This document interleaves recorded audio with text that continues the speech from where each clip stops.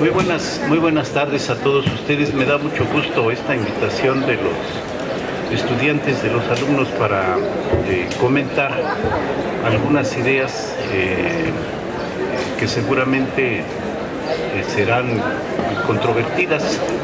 Difícilmente en la universidad todos pensamos igual, pero lo importante es poder comentarlas, poder argumentarlas. Y para mí sí es un gran gusto que esté con nosotros alguien a quien admiro y respeto, aunque también me da mucho gusto que esté con nosotros alguien a quien admiro y respeto, aunque también tenemos nuestras diferencias, el doctor Hugo Aboites, que actualmente, como ya se dijo, es rector de la Universidad Autónoma de la Ciudad de México, y con el profesor Celso, de la División de Ciencias y Artes para el Diseño. Bien, yo quiero iniciar y voy a exponer dos ideas en las que creo me parecen importantes. Cuando nosotros vemos el panorama de la educación en México, de cerca de los 35 millones de mexicanos que están en algún nivel educativo, preescolar, primaria, secundaria, educación media superior, de los 35 millones, el 90% está en instituciones públicas y solo el 10% de todo este gran conjunto de millones de mexicanos está en instituciones privadas. 9 de cada 10 niños jóvenes están en instituciones públicas. Yo creo que este dato nos puede dar una idea de que se está cumpliendo este gran ideal que nos marcó Benito Juárez en 1957, de que la educación debe ser pública, es decir, accesible a todos los jóvenes que deseen cursarlo. Ya después, para la educación básica, no solo es pública, sino es obligatoria. Pero decía Benito Juárez, la educación, refiriéndose él a la educación básica, debe ser pública, debe ser laica y debe ser gratuita. Estos tres principios se recogieron en la Constitución del 17 y a últimas fechas se ha podido incorporar de que la educación media superior también sea obligatoria. Entonces, para todos los mexicanos, y todos, no solo los mexicanos, sino todos los que viven en México, tienen derecho a tener educación primaria, secundaria y media superior de manera obligatoria. Es obligación cursar esta educación, lo cual le da un giro, yo creo que importante, a la visión educativa. No solo es un derecho para estos jóvenes, sino es una obligación de los padres o de los tutores mandarlos a educarse. De esta proporción general de que el 90% están en instituciones públicas y 10% en privadas, encontramos diferencias por niveles. De todos los que estudian primaria, la proporción se mantiene, el 90% están en instituciones públicas y 10% en instituciones privadas. En educación secundaria se reduce un poquito al 88% y 12%. En educación media superior ya la proporción es de 80-20%, 80% en públicas y 20% en privadas. Y en educación superior es el 70%, educación superior nivel licenciatura, el 70% está en instituciones públicas y el 30% en privadas. Y cuando llegamos al posgrado, el 50% está en instituciones públicas y el 50% en instituciones privadas. Y tiende a crecer el posgrado. Lo que a mí me llama la atención es que esta diferente proporción de estudiantes en escuelas privadas, tanto en la educación superior como en el posgrado, pues marca una clara desatención del Estado por atender al conjunto de jóvenes que tienen el legítimo deseo y aspiración de entrar a la educación superior. De ahí que yo recupero un principio que fue aprobado en el Consejo Académico de la Unidad Azcapotzalco, no es solo idea mía, sino del Consejo de la Unidad Azcapotzalco, de que la educación superior es un derecho humano, es un derecho social y que debemos pugnar porque todos los jóvenes que quieran estudiar la educación superior lo puedan hacer. Este principio de que es un derecho marca una diferencia contra aquellos que lo consideran como un privilegio. La educación superior que solo esté destinada para aquellos que puedan pagarla o para aquellos que vayan a estudiar determinadas carreras o para aquellos que pasen un examen de admisión. No, es un derecho ciudadano y como derecho ciudadano y como derecho social es una responsabilidad del Estado financiar la educación superior. Esto no lo tenemos nosotros garantizado en la Constitución. La Constitución dice que toda la educación que imparte el Estado será gratuita, pero hay dudas si la educación que se parte en las universidades autónomas es del Estado o no es del Estado. Hay dudas porque el mismo artículo 3º constitucional dice que la autonomía es una facultad de las universidades que tienen esta característica y lo distingue de la educación que imparte el Estado. Porque nosotros, una de las posibles diferencias es que en las universidades autónomas, las universidades son los que definen los planes y programas de estudio de manera libre. Los profesores son los que dicen cuáles son los contenidos de planes y programas de estudio. En cambio, en la educación primaria, el que define planes y programas de estudio es el Ejecutivo, es la Secretaría de Educación Pública. Es decir, hay una diferencia fundamental entre quién hace los contenidos de los planes y programas de estudio. Entonces, si hay una posible duda interpretativa si la educación que se imparte en las universidades autónomas es del Estado o no es del Estado. Yo considero que para evitar eso debiera incorporarse no solo en la nueva Constitución de la Ciudad de México, sino en la Constitución de la Nación, que la educación superior pública es obligación del Estado financiar como derecho social, cosa que actualmente no tenemos.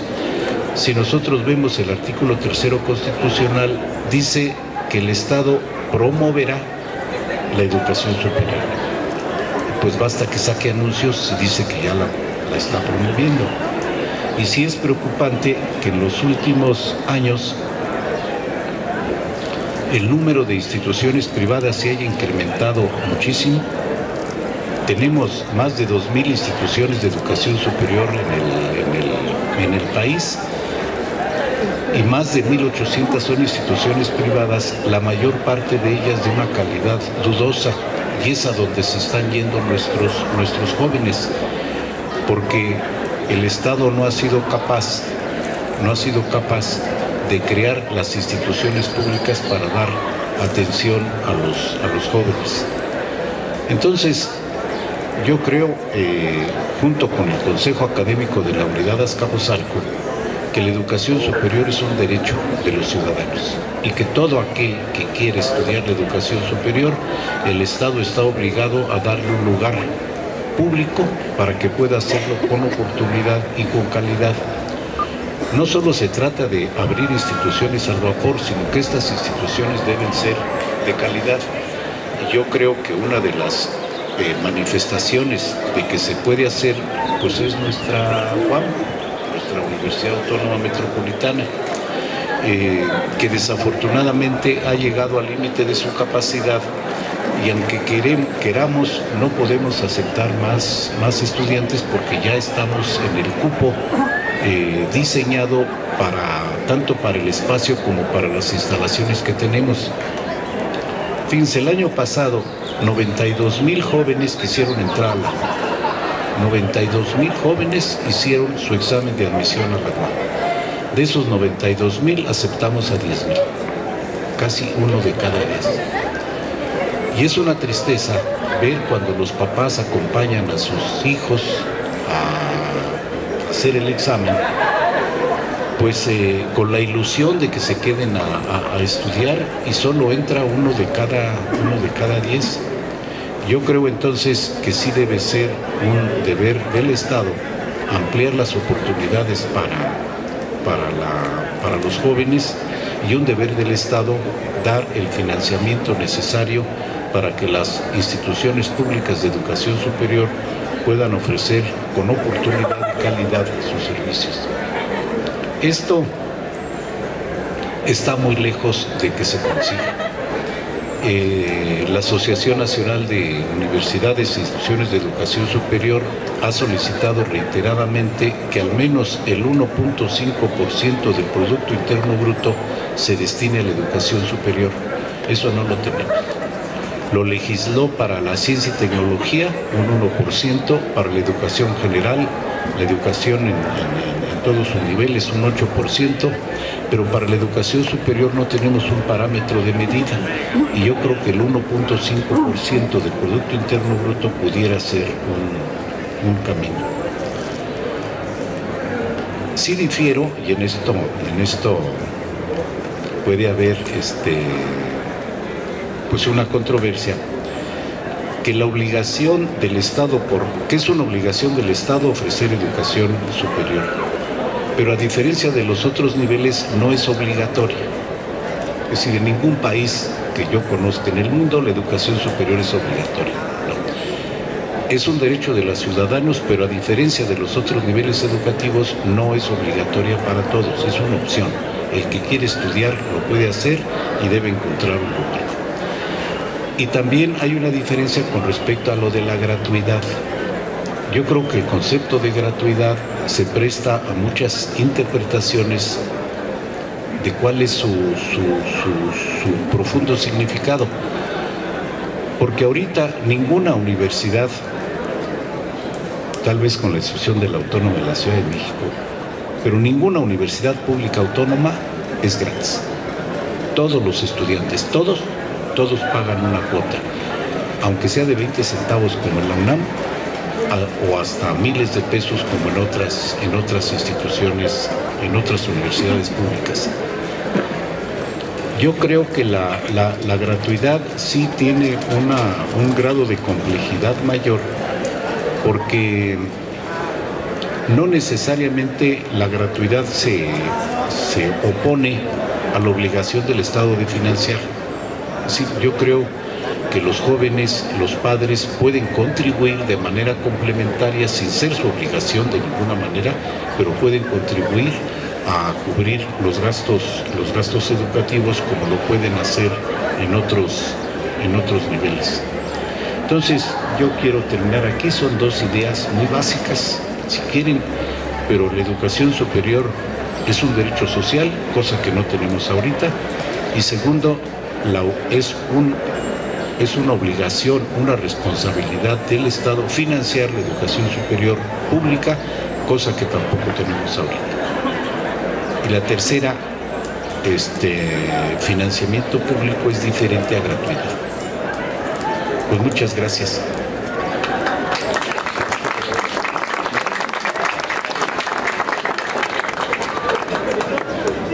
Bueno, pues muchas gracias por su intervención.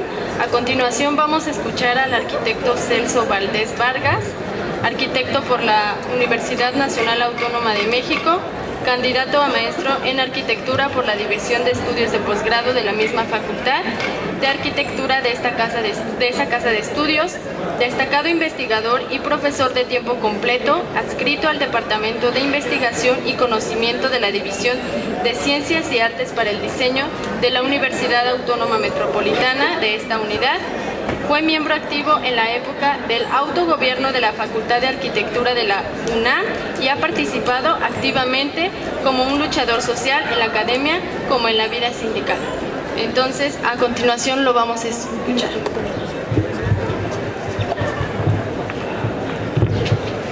Bueno, muchas gracias. En primer lugar, pues congratularme de la posibilidad que hay de participar, de expresar un punto de vista a partir de la iniciativa que los compañeros estudiantes de esta unidad han tenido a bien llevar a cabo.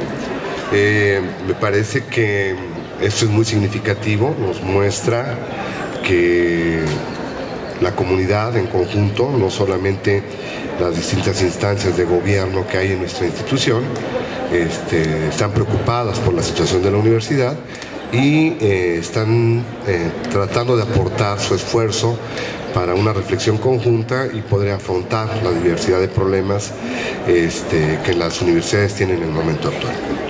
Empezaría señalando que esto que yo les voy a comentar tiene que ver con parte de las reflexiones que se han llevado a cabo en la instancia colectiva en la que yo trabajo. Esto es un círculo de estudios interdisciplinarios en investigación, docencia y diseño. El nombre del círculo de estudios es Utopía y Diseño y forma parte o está adscrito al Departamento de Investigación y Conocimiento de la División de Ciencias y Artes para el Diseño. Y empezaría con la frase que para nosotros resulta significativa, sintomática de esta visión con la que pretendemos abordar una serie de temas. Esto dice: hay un único lugar donde ayer y hoy se encuentran y se reconocen y se abrazan. Ese lugar es mañana. La utopía está en el horizonte. Camino 2 pasos, ella se aleja 2 pasos y el horizonte se corre 10 pasos más allá. Entonces, ¿para qué sirve la utopía? Para eso, sirve para caminar. Eduardo Galeano. Dice: resulta del todo encomiable este esfuerzo estudiantil para convocar a una reflexión sobre la pertinencia de la universidad pública en la situación actual. Pues esta convocatoria, como ya señalaba, nos muestra esta preocupación que los compañeros tienen y que comparten, ¿no?, en términos de las formas, digamos, de intercambio, de diálogo, de interacción factibles, posibles dentro de nuestra institución.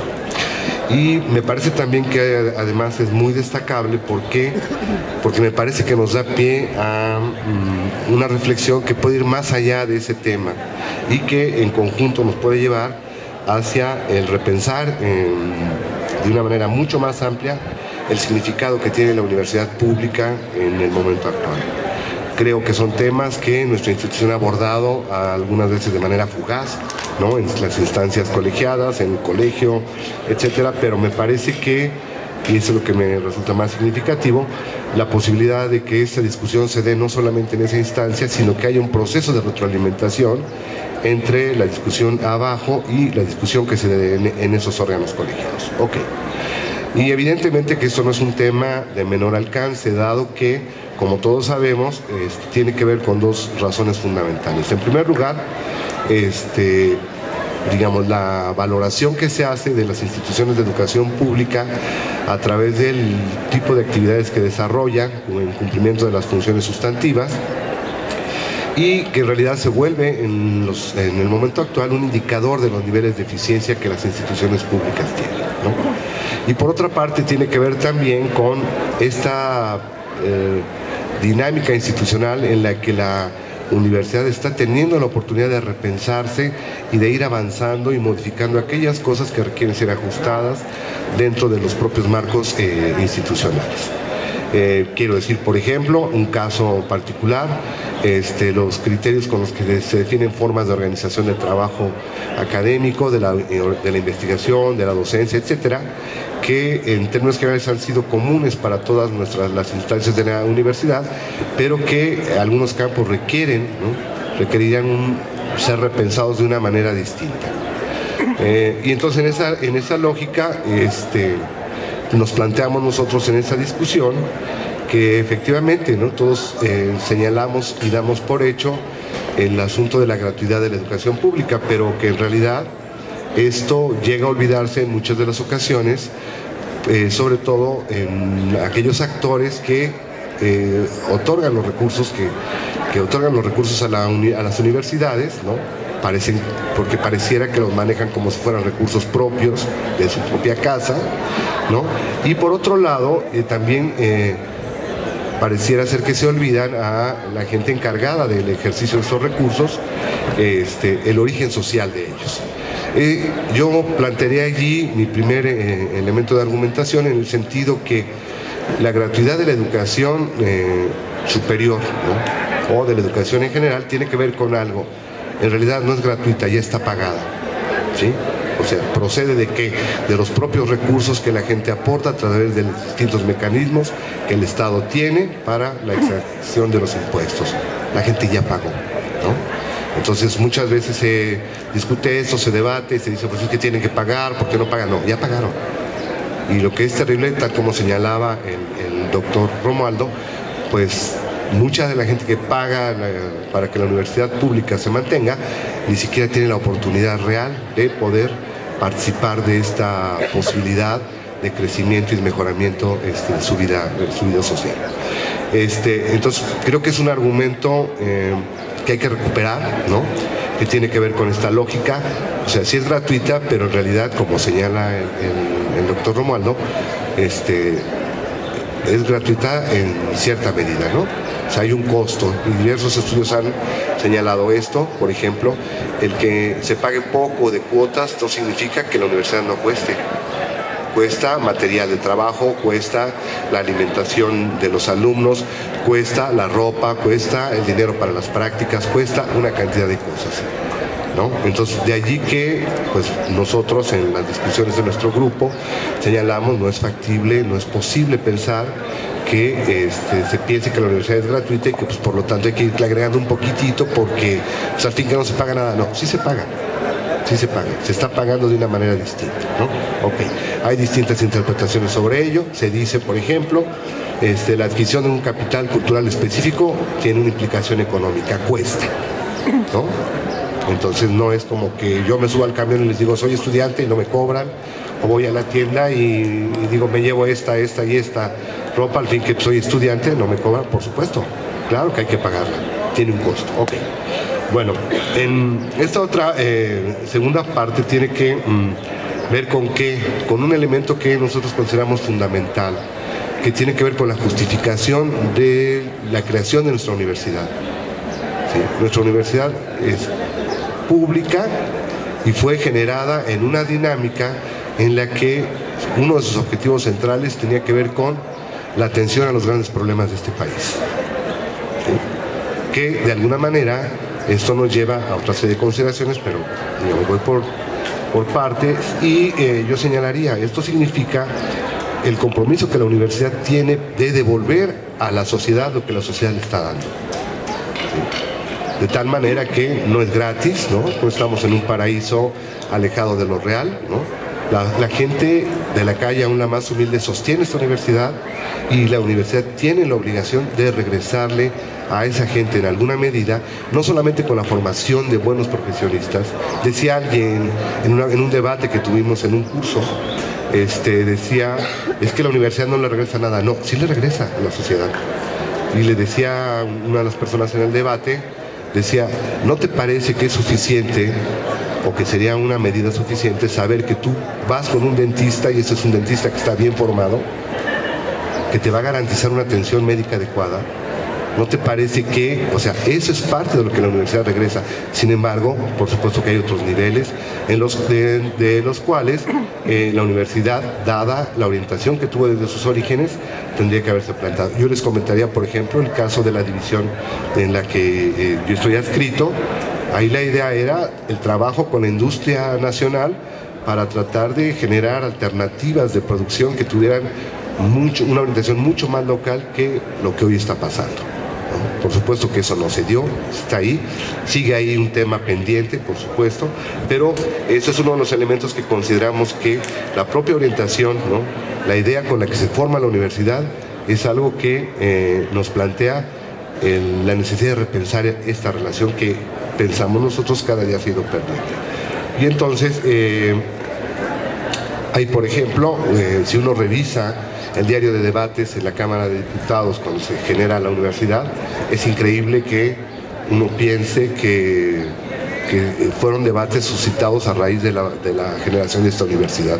Pareciera que estamos viendo una una discusión, no sé, en la Unión Soviética después del 17, o en Cuba, ¿no? Se hablaba, por ejemplo, ejemplifico, se hablaba, decían los diputados, que la universidad, que era factible hacer la revolución desde la universidad y que esa universidad tenía que estar orientada a la solución de los problemas nacionales. Hoy ya podemos discutir todo lo que ustedes quieran, sin embargo ese fue el eje con el que se generó todo esto. Okay. Ahora, pensamos también que sin tratar de agotar a último detalle, digamos, un esquema de conceptualización sobre la situación actual, sí pensamos que hay una serie de elementos que son muy importantes y que tienen que ver con esta lógica actual. Y en ese sentido, algo que para nosotros resulta muy significativo es esta idea del cambio. Esto que ha sido una constante, una característica en las distintas instituciones, no solamente las educativas, sino de distinto tipo, pero que en las universidades ha sido muy agudo, esta lógica de cambiar. Tenemos que cambiar, tenemos que cambiar, tenemos que hacer algo, tenemos que modificar. Y bueno, yo creo que todo el mundo pues, puede estar de acuerdo en que es necesario el cambio. Sin embargo, la temática aquí tiene que ver con qué. Tiene que ver con para dónde cambiamos y en función de qué. En razón de qué. ¿Qué mejoramos? ¿No? Aquí, por ejemplo, se llega a aplicar muchas veces este viejo refrán, ¿no? La sabiduría popular, que nos dice de tirar al niño con la bañera, ¿no? O sea, hay muchas prácticas que son valiosísimas en nuestra institución y que al momento de pensar en ajustar y aclarar cosas, se dejan de lado, se pierden. La idea del cambio, ¿no? Como una idea obsesiva, ¿no? Podríamos parafrasear algo por ahí de que la idea del cambio es el fantasma que recorre hoy todos los ámbitos de la vida. Tenemos que cambiar, no hay certidumbre, etc. Pero creo que ahí el asunto es que esto tiene que hacerse con mucha mayor reflexión.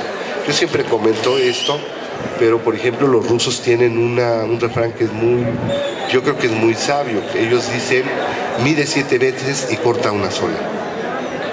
Antes de empezar a cambiar y todo, tener una idea muy clara de para dónde queremos cambiar y por qué. Entonces, por supuesto, hay una serie de elementos que nos llevan a cambiar, al cambio, ¿no? La modificación de los paisajes culturales, ¿no? La modificación de las formas de producción, la modificación de las relaciones entre los distintos estados, es más, entre los propios ciudadanos y sus estados-nación, es distinta. Hay muchas cosas que son diferentes, ¿no? Sin embargo, aquí el asunto sería cuál es el proyecto que habría que construir conjuntamente, colectivamente, a partir de la discusión de esos parámetros que tendríamos que tomar en cuenta. Nosotros decimos, por ejemplo, sí, se habla aquí mucho de la flexibilización, las economías flexibles y todo este tipo de cosas, ¿no? Pero pensamos que, o sea, antes de irlo implementando, tenemos que platicarlo bien y tenemos que llegar a una conclusión de conjunto que nos permita, pues, estar la mayor parte de acuerdo en que esa es la dirección correcta en la que vamos. Okay.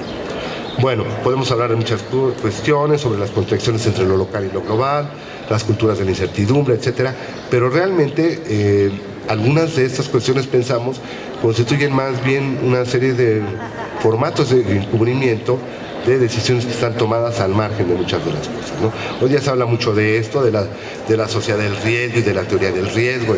Sí, pero el riesgo ¿para quién es? Para quien toma la decisión y pone en situación de riesgo a mucha gente, o para quien está tomando esa decisión. Okay. Esencialmente toda esta serie de modificaciones ha modificado los campos educativos, ¿no? Y entonces se dice, una de las primeras cosas que se han modificado es el fin de las certidumbres. No hay certidumbre de nada, ¿no? Y entonces se observa si esto corresponde o no a toda esta lógica de la dialéctica modernidad, posmodernidad, etcétera, etcétera. Okay. Pero, en ese sentido, lo importante para nosotros radica en que esto ha generado nuevas racionalidades. Esta idea de la necesidad de cambiar y de movernos en direcciones de lo flexible, ¿no? Y de aquello que muchas veces está desarrollándose sin una reflexión profunda, nos ha llevado a un conjunto de modificaciones. ¿De qué hablamos, no? Que en términos generales, la discusión de fondo que se ha dado y se está dando desde hace tiempo es lo que tiene que ver con la revisión y de redefinición de la direccionalidad de la universidad pública. ¿Para dónde va? ¿No? Okay. Y en ese sentido hay distintos elementos que tienen que ver con esto que ya señalábamos, el contexto actual, los direccionamientos, la transformación de las culturas de la comunidad universitaria. Lo voy a comentar muy rápidamente, no voy a extenderme demasiado en esto, simplemente esta idea de que hay un requerimiento, se está empujando una presión constante a las universidades por parte de las instancias del sistema educativo nacional en el sentido de señalar que tienen que hacer las cosas bien, muy bien, ¿no? Para que les demos dinero, ¿no? Y entonces, bueno, pues sí, hay que hacerlas bien para que nos den dinero. Ok, ¿cuál es la lógica de hacer bien las cosas? Y esto ha permeado de una manera tal que nos llega a generar problemas de colisión, ¿no? En términos de las concepciones que hay. Tenemos, por ejemplo, el caso institucional de nuestras áreas y los grupos, que son las formas orgánicas de trabajo de la investigación, y de repente nos aparece por ahí un cuerpo académico. Y entonces la gente dice, bueno, entonces ¿a qué le doy yo atención? ¿Trabajo para mi cuerpo académico? ¿Trabajo para mi área? ¿O qué cosa? ¿O hago ambas cosas las mezclo? ¿Qué pasa? Porque las lógicas son distintas. Un cuerpo académico no aparece como tal en nuestros propios elementos normativos. Un área sí, un grupo sí, podemos o no estar de acuerdo, pero eso hay, ¿no? Pero entonces ya estamos en la lógica de que todo el mundo genere cuerpos académicos porque nos dan dinero, etc. Okay.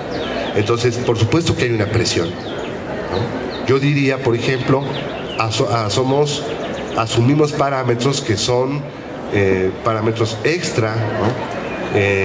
Extra universidad, en el sentido de poder cumplir con los requisitos que se nos pide para que nos den dinero. Okay. Bueno, en esta cuestión, el direccionamiento, ¿no? Las lógicas de hacer por hacer, ¿no? Hacer rápido. Hay ocasiones en las que la gente dice, yo quiero que me den dinero, ¿no? Y le dan dinero y no se lo gasta, ¿no? Pero no importa, porque la idea es obtener recursos. ¿Para qué? ¿No? Okay. Algunos dicen, bueno, pues son hábiles y se la pasan viajando, otros son más hábiles y se compran cosas personales con los recursos que obtienen de esas maneras, etcétera, etcétera. Pero finalmente son buenos recursos ¿para qué? ¿Qué es lo que yo necesito realmente en esta lógica? ¿A qué voy? En esta lógica de competición por los recursos entre las propias instancias de la universidad. Las áreas y los grupos empujan porque quieren tener recursos, ¿no? Para hacer sus trabajos, etcétera, pero a veces los recursos que ellos tienen son suficientes. Pero de cualquier manera la lógica que domina muchos de los trabajos tiene que ver con eso, recursos. Okay. Bueno, también tiene que ver con otra serie de cuestiones, esta direccionalidad, ¿no?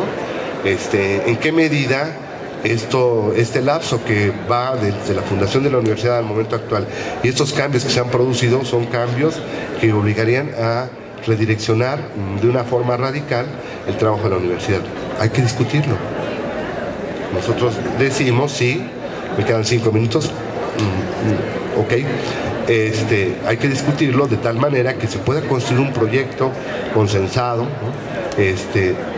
De universidad, un proyecto de direccionamiento de la universidad en una serie de lógicas. Ok, ha significado también una serie de transformaciones de la cultura de las culturas de la comunidad universitaria, con agudización de procesos de balcanización. Los profesores tienden a trabajar solo para ellos o para pequeños grupos, ¿no? Hay una lógica que tiene que ver con la potenciación del yo de manera ilimitada, una posibilidad de crecimiento, pero que ha llegado a un nivel que en algunos casos resulta patológico, ¿no? La proliferación de imágenes tecnológicamente generadas, ¿no? Es decir, líneas que van a la sustitución, la disolución del límite entre lo real y lo virtual, y que van a la sustitución de la realidad por un conjunto de imágenes generadas, etcétera, etcétera, ¿no? Entonces, que al final de cuentas redunda en algo que señalaba un académico desde hace mucho tiempo, toda la lógica de la simulación. Y entonces, planteamos que, ¿no? Ya sé que va a decir, bueno, sí, ya nos dijiste eso, ¿y ahora qué? ¿Qué es lo que planteas? Lo que se plantea es que En primera instancia, por supuesto, la necesidad de la defensa de la gratuidad de la educación tiene que ver en un marco más general con la defensa de la universidad pública en términos generales. Y esto tiene que ver con distintas dimensiones, con distintos niveles. Uno de estos tiene que, desde mi punto de vista y de los compañeros que discutíamos para elaborar este borrador, tiene que ver con la necesidad de una profundización de las condiciones en las que se traduce la gratuidad. ¿De qué estamos hablando en términos concretos aquí? Cafetería y servicios, ¿no? Incluso hubo una propuesta ya hace algún tiempo, hace bastante tiempo, se le hizo a un director de división de la posibilidad de construir espacios de alojamiento para los alumnos que vienen de fuera, que vienen del interior del país, en toda el área que está colindante a los terrenos de aquel lado. Por supuesto no prosperó, ustedes lo saben, pero de alguna manera pensamos que ese es un mecanismo que puede ayudar, ¿no?, en este proceso de reconfiguración y de defensa de la universidad pública. Ok. Tiene que ver con qué, con una lógica que también es muy importante desde nuestro punto de vista, en la necesidad de señalar algo que ya comentaba el doctor Romualdo, el rector de nuestra universidad, de nuestra unidad, la necesidad de que la gratuidad tiene que ser entendida de una manera distinta. Incluso hay mucho en la cultura popular sobre eso. La gratuidad no significa que algo tenga que ser de mala calidad. Y eso significa que la necesidad de elevación de los niveles de calidad de nuestras prácticas en todos los niveles. No solamente en términos académicos y de investigación, sino también de rendimiento escolar y también en el trabajo administrativo. Porque muchas veces nos quejamos, se quejan las instancias de dirección de nosotros, pero a veces no hay la respuesta adecuada. Entonces tendría que ser como una especie de compromiso global en el que haya un proceso de mejoramiento de las maneras y de las formas en las que se está trabajando. Ok, esto sería con el cumplimiento del objetivo institucional. Sería también una cuestión importante en este sentido de defensa de la universidad pública, la necesidad de revisar nuestros propios orígenes.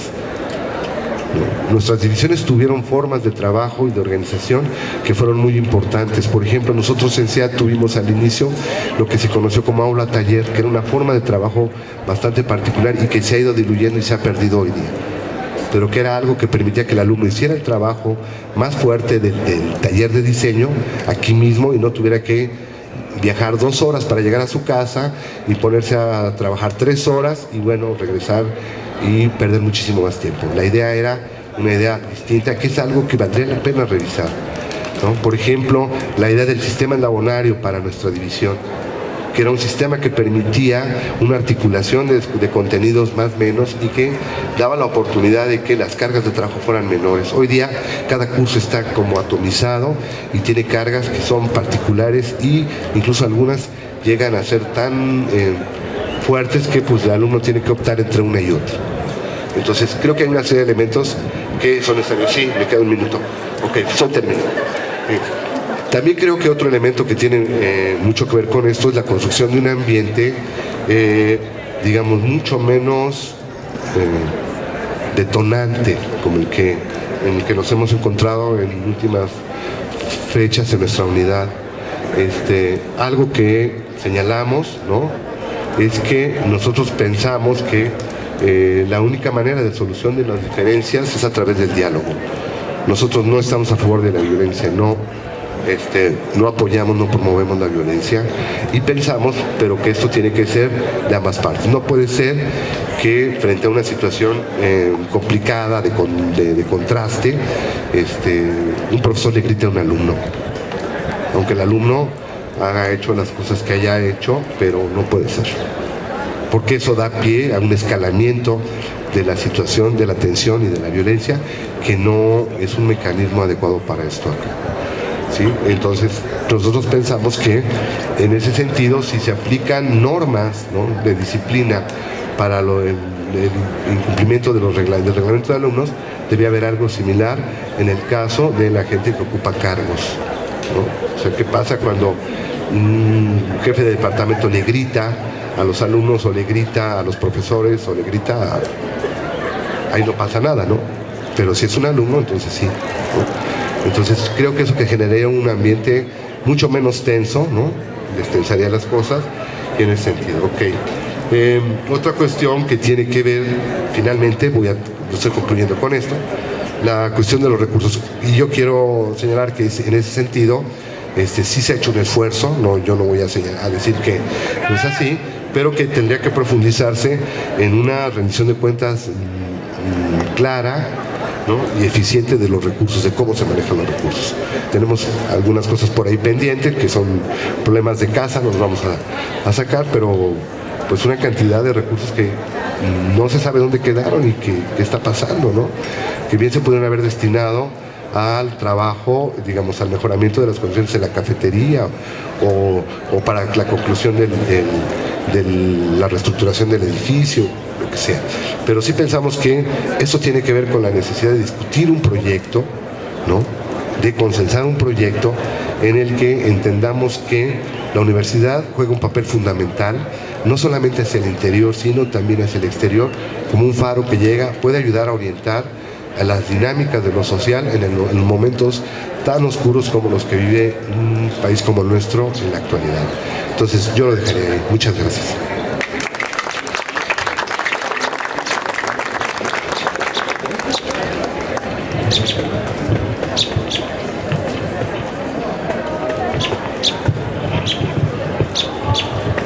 Ahora bien, pasaremos al panelista del doctor Vicente Hugo Aboites Aguilar. Vicente Hugo Aboites Aguilar estudió la licenciatura en Filosofía en Italia y México y tiene la maestría y el doctorado en Educación por la Universidad de Harvard, donde posteriormente también fue académico invitado. Es profesor de la Universidad Autónoma Metropolitana Xochimilco. Fue secretario general del Sindicato de Trabajadores de la Universidad Autónoma Metropolitana, SITUAM, y a su vez ha servido como apoyo a movimientos estudiantiles por el derecho a la educación y el acceso a la educación pública. Y actualmente es rector de la Universidad Autónoma de la Ciudad de México.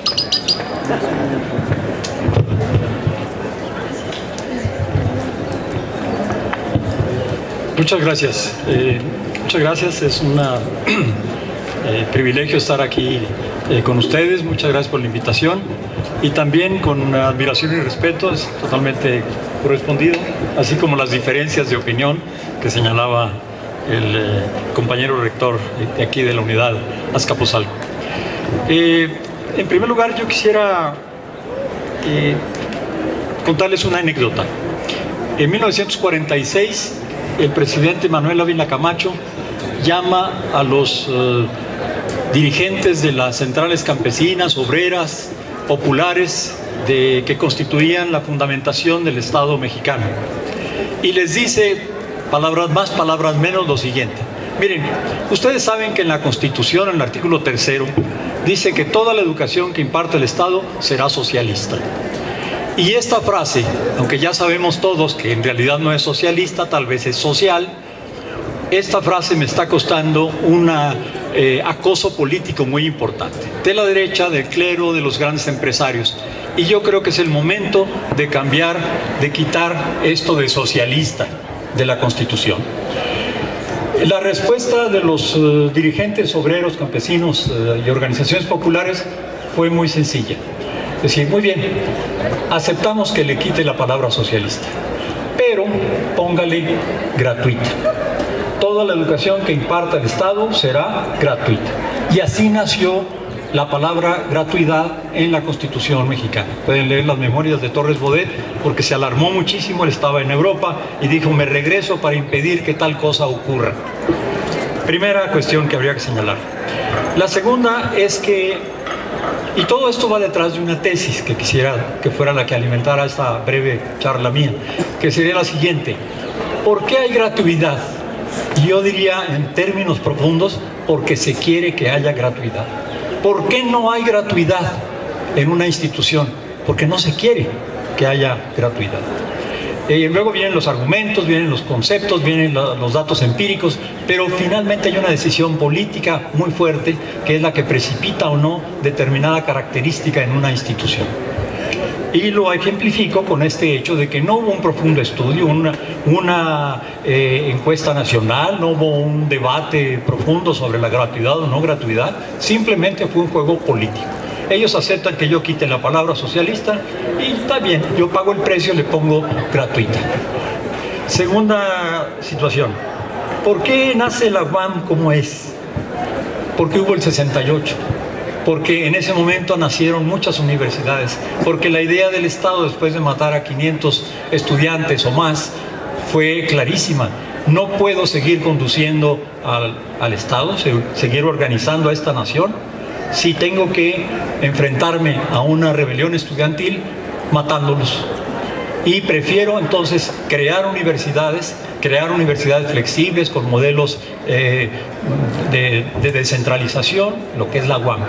Pero la palabra gratuidad no estaba en el ambiente, por eso la UAM no nació gratuita. Tercer ejemplo, dentro del mismo segundo ejemplo, la Universidad Autónoma de la Ciudad de México. La Universidad Autónoma de la Ciudad de México tiene algunos rasgos que son muy distintos de otras universidades. Por ejemplo, es totalmente gratuita. Y no solo eso, sino que se le regalan al estudiante libros. Y no es la única universidad. En la Universidad de Sinaloa, por ejemplo, no se cobran cuotas. Incluso hay casas en donde los estudiantes que vienen de otras entidades federativas reciben alimentación, un techo y una señora que pues, trata de que la moral y las buenas costumbres imperen en esa situación, ¿no? Que son puros muchachos que viven allá.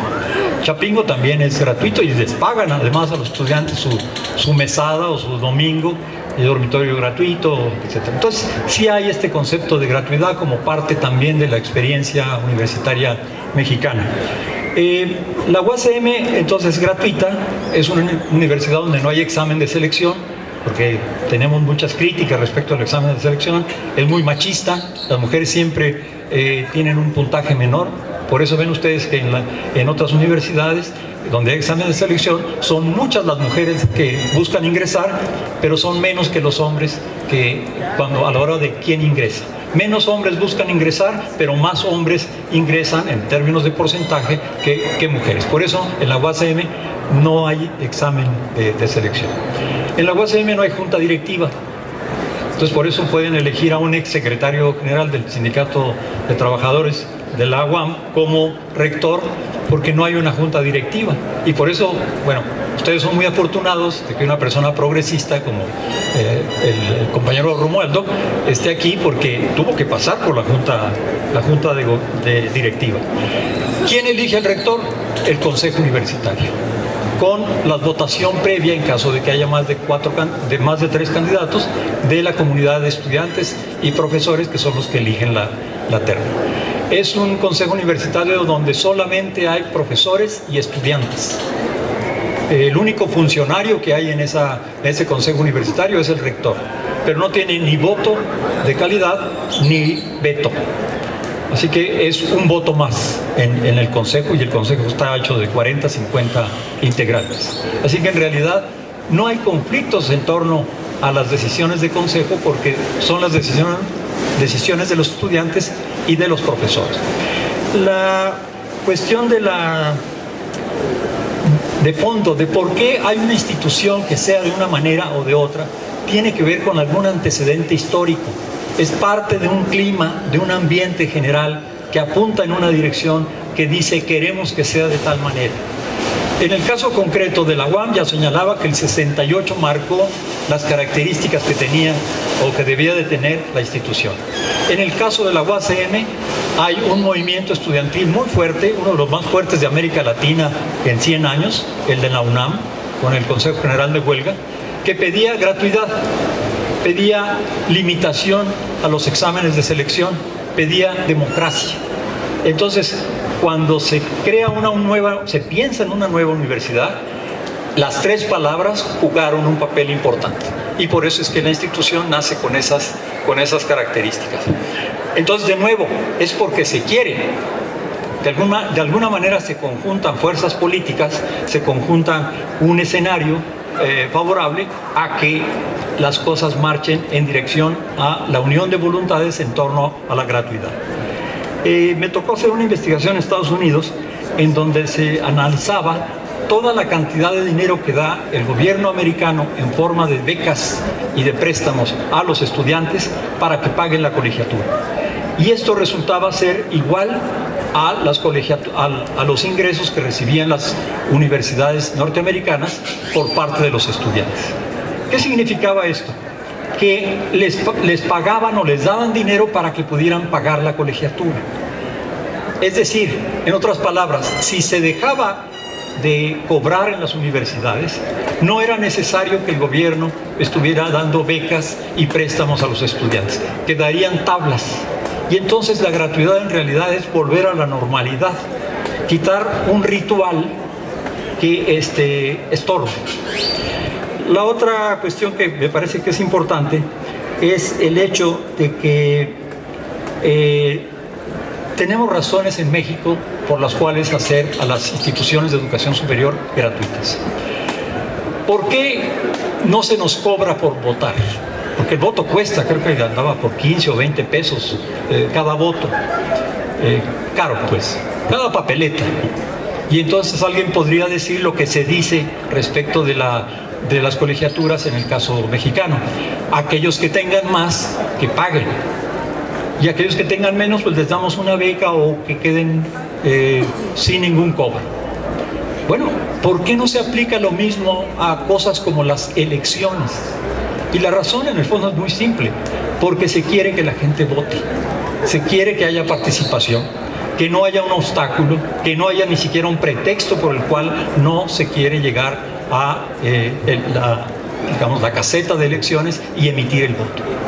Y en el caso mexicano, tenemos razones muy fuertes para hacer la misma argumentación. La universidad debe ser gratuita porque en México el nivel de cobertura es patéticamente más bajo que el de muchos países de América Latina. Estamos por debajo de Panamá, de Ecuador, de Venezuela, de Brasil, de Chile, de Perú, de Uruguay, de Paraguay, de Argentina, de Brasil, de Cuba.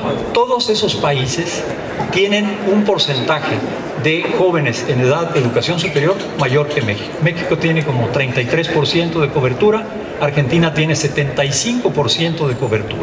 Entonces, sí necesitamos estímulos a la participación de los jóvenes en la educación superior. Aunque también hay que tener en cuenta de que lo que faltan no son jóvenes dispuestos a estudiar, sino lugares en donde hacerlo.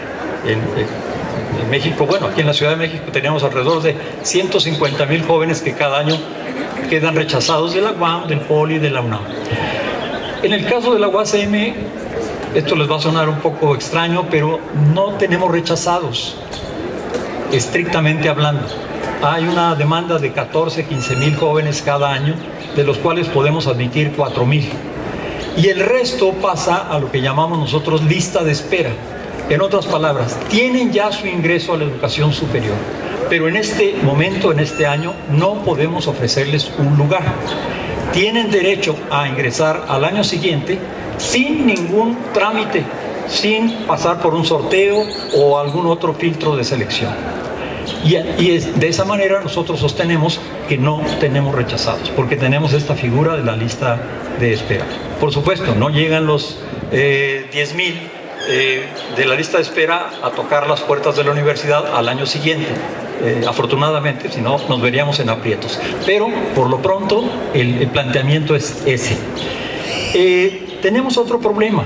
Alrededor del 70% de los estudiantes de las instituciones de educación superior son hijos de jubilados, empleados de bajos salarios o del mundo informal, son hijos de jubilados, desempleados, obreros, campesinos.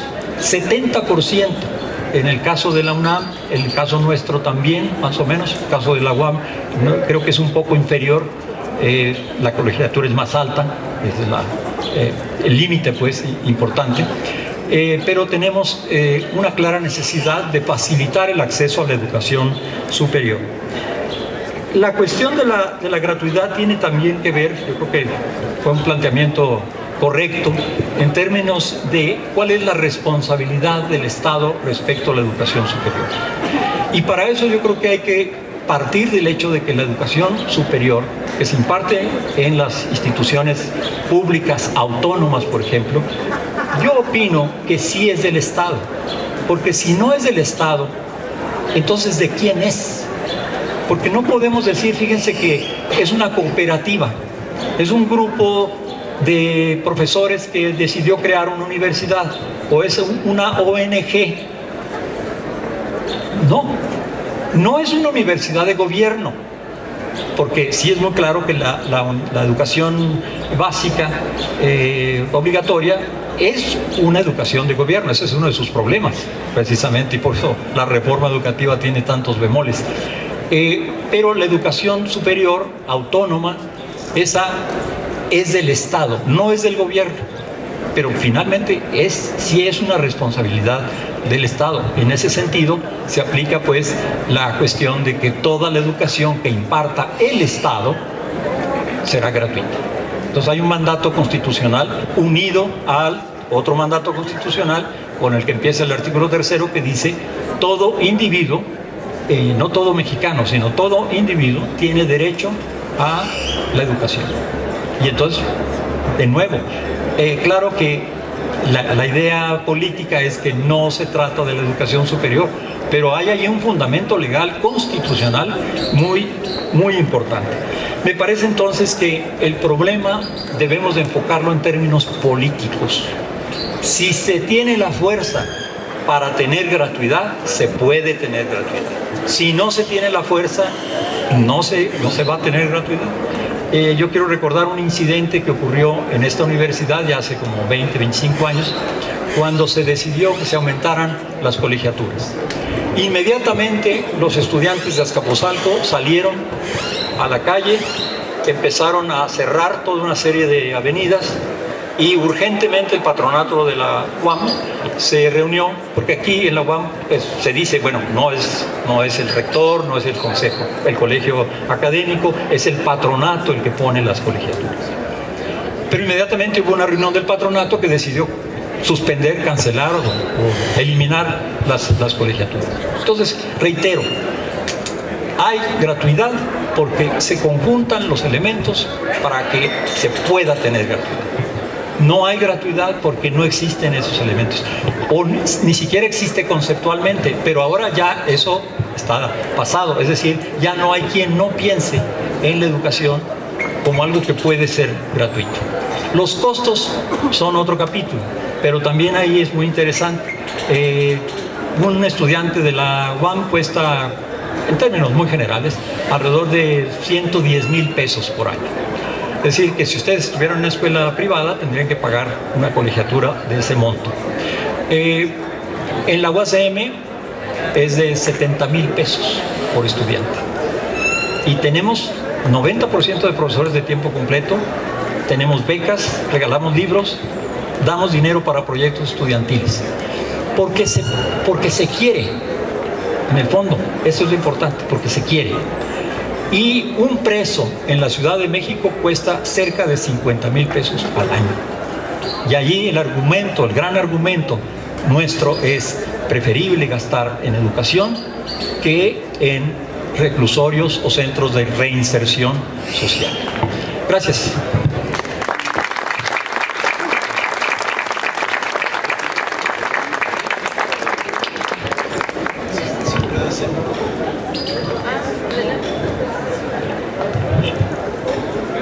Bien, yo quiero hacer un comentario a lo que acaba de decir el doctor Hugo.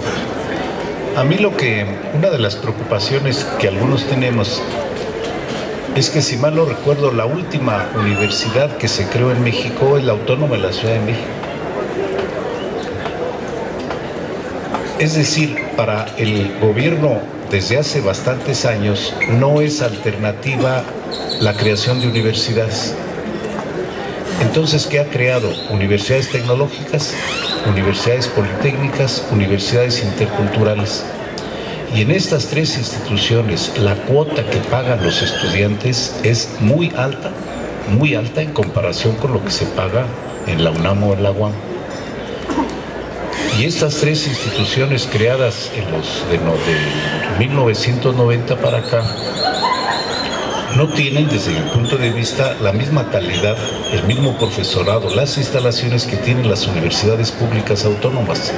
Entonces, si ha habido una decisión en el gobierno desde 1980 a la fecha de no crear universidades públicas, cuando yo creo, públicas y autónomas, cuando yo creo que es la mejor opción para millones y millones de jóvenes, y se ha ido por un conjunto de instituciones en los que pretende tener mayor control.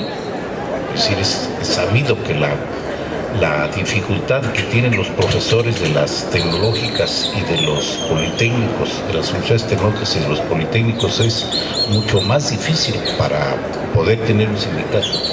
Las condiciones, esta relación que yo creo que en todas las universidades públicas autónomas solo la tienen la UAM y la UACM, que el 90% de los profesores sean de tiempo completo definitivo, está muy lejos de postularse en estas nuevas grupos de instituciones creadas por el gobierno federal.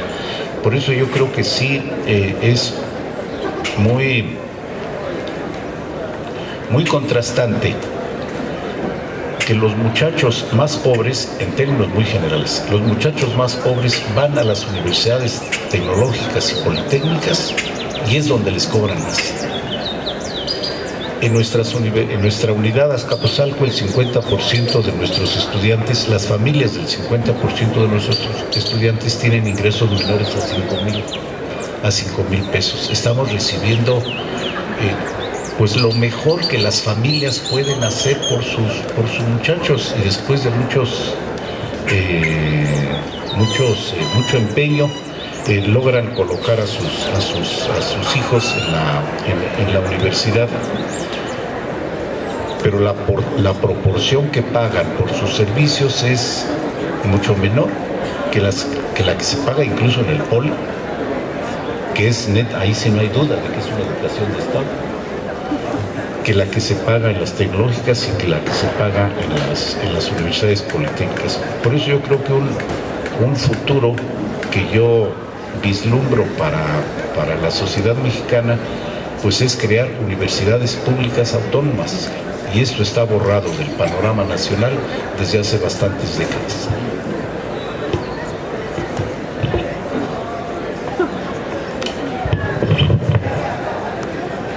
Previo a la sesión de preguntas y respuestas con el público, vamos a hacer una breve síntesis de las ideas versadas por nuestros panelistas. En este sentido, el doctor Romualdo López Zárate virtió varias ideas. Entre ellas encontramos, permítanme un momento, la primera de ellas es que la educación superior es un derecho social, un derecho humano. El Estado está obligado a promoverla y ofrecerla. Esa es la segunda idea. Y la tercera idea que virtió el doctor Romualdo es que el financiamiento público es diverso a la gratuidad. Finalmente, con su participación, nos comentó sobre que se deben de crear universidades autónomas. El arquitecto Celso Valdés Vargas nos virtió 3 argumentos importantes.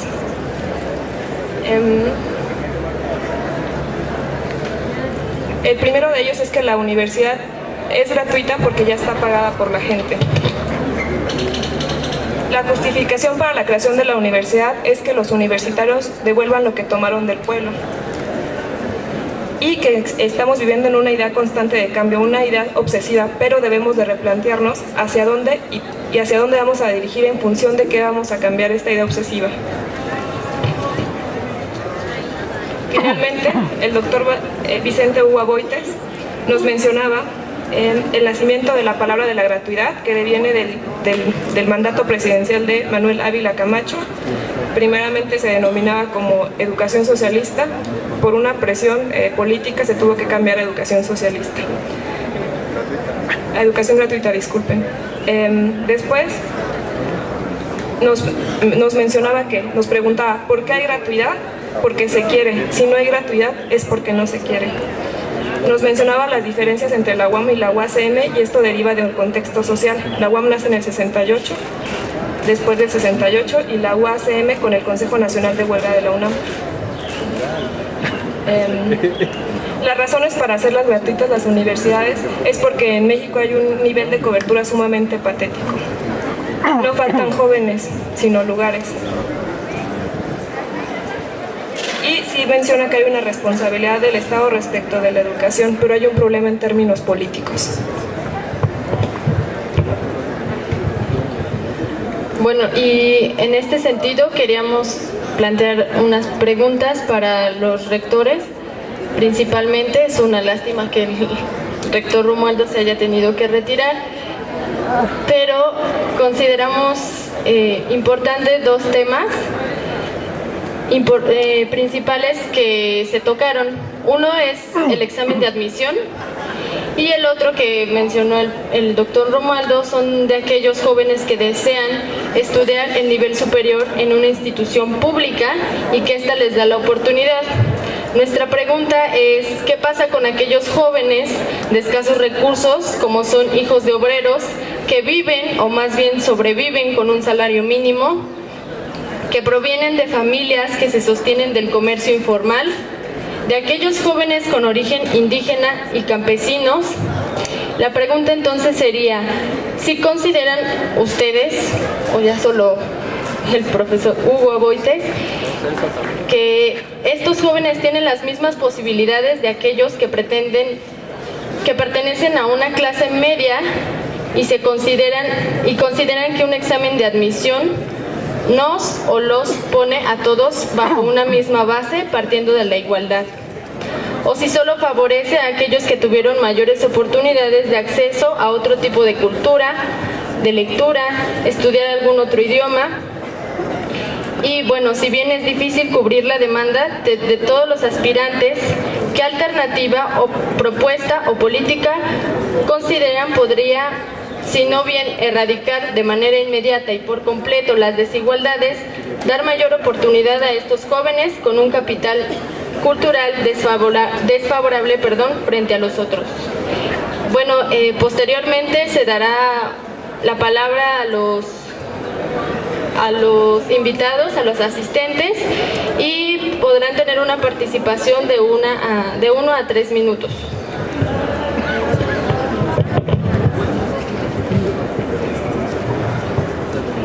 Yo diría que es muy importante que haya preguntas, perdón si me brinco el esquema, pero es muy importante que haya preguntas por parte del público. Con gusto respondo a estas dos, pero lo voy a hacer muy rápido para que demos pie a que haya preguntas por parte de ustedes. Sobre la cuestión del examen de selección, efectivamente lo mencioné de paso, pero quiero ahora mencionar una cosa muy interesante que ocurrió aquí en la UAM.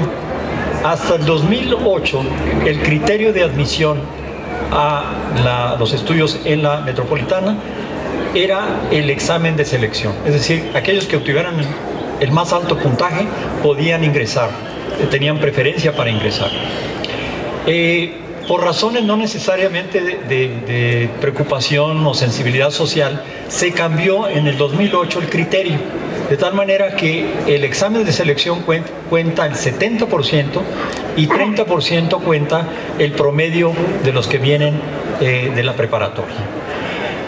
Antes de que hubiera este cambio, había alrededor de, no me acuerdo exactamente, pero alrededor de, por cada 100 jóvenes hombres que pedían ingreso, entraban 25.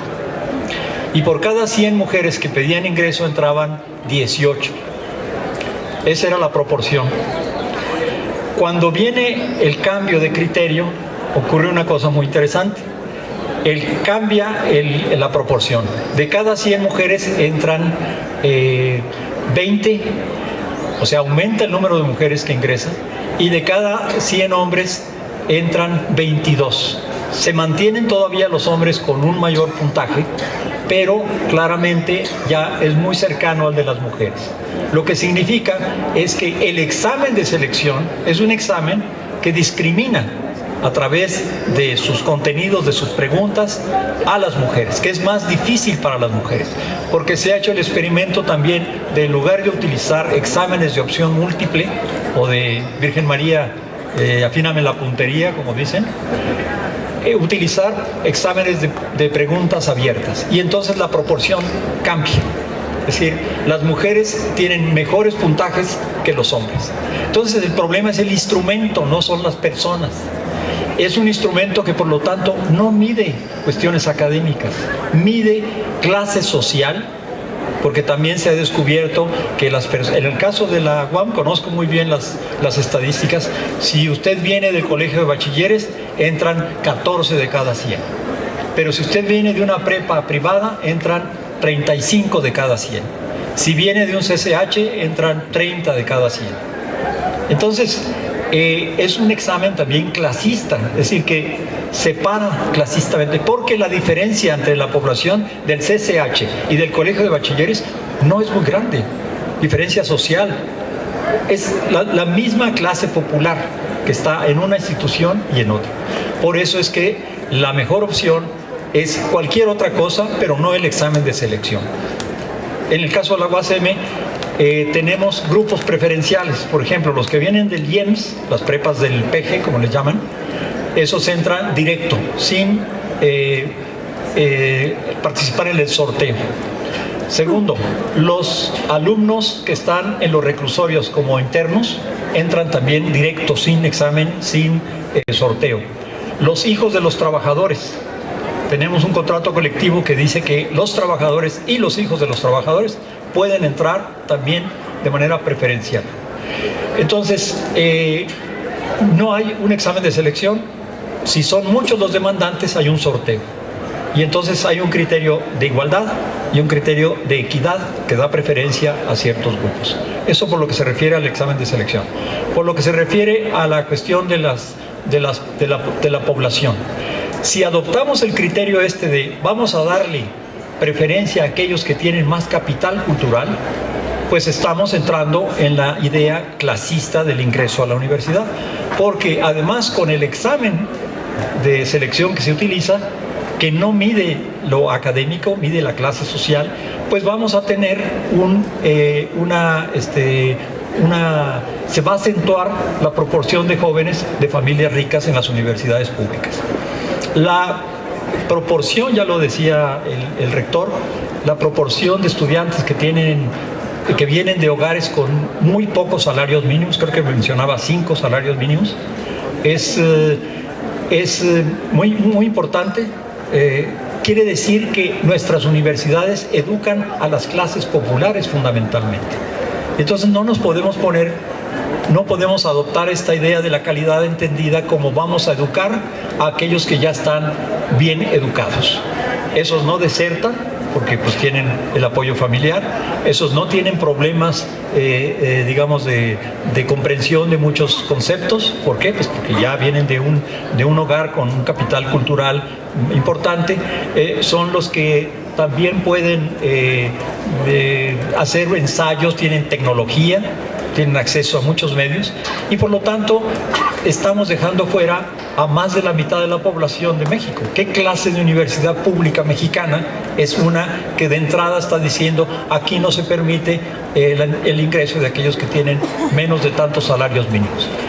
Hay algunos estudiosos de este tipo de problemas que de manera un poco irónica dicen, no hagan exámenes, simplemente pregunten cuánto gana la familia y con eso tendrán una clasificación de cuáles son los más, entre comillas, aptos para el ingreso a la educación. Entonces, la experiencia de no tener un examen de selección, creo yo, es que no hay gran diferencia en las poblaciones y que las poblaciones tienen los mismos problemas en la UAM, en la UNAM, en el POLI, en la UASM, los mismos problemas que son parte de lo que es nuestra realidad educativa nacional y que debemos de entonces ver cómo resolvemos eso.